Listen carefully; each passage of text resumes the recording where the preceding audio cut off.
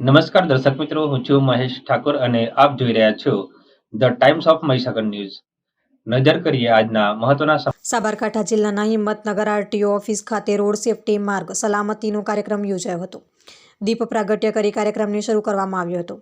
અહીંયા મોટી સંખ્યામાં અરજદારો, આરટીઓનો સ્ટાફ, ક્લાર્કો, સાબરકાંઠા મોટર ડ્રાઇવિંગ સ્કૂલના માલિકો તેમજ જિલ્લા ટ્રાફિક પોલીસ જવાનો હાજર રહ્યા હતા. આરટીઓ તપન મકવાણા દ્વારા વાહન ચાલકોને હેલ્મેટ પહેરવા સૂચન કરાયું હતું.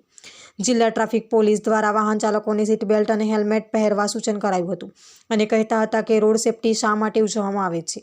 આપણા ભારતમાં 100 અકસ્માતની ગણતરી કરીએ તો એમાં 45 બાઇક ચાલકોના અકસ્માત થતા હોય છે. દિન પ્રતિદિન વધતા જતા અકસ્માતને લઈ માર્ગ સલામતી માસ ઉજવવાનું નક્કી કરાયું છે. ત્યારબાદ સીટ બેલ્ટ અને હેલ્મેટ પહેરવા બાબતે શપથ લેવડાવ્યા હતા.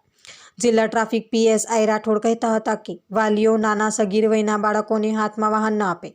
બાઇક અને એક્ટિવા ચાલકોના આમ મોટા ભાગના અકસ્માતમાં ભોગ બનતા હોય છે.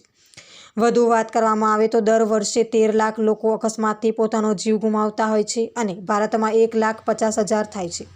ખાસ તો 18 વર્ષ આસપાસના લોકો ખાસ કરીને ટુ વ્હીલર ચલાવતા હોય છે અને એનાથી અકસ્માતનો ભોગ બનતા હોય છે. વાલીઓ નાના બાળકોના હાથમાં વાહન ન આપવા સૂચન કરાયું હતું.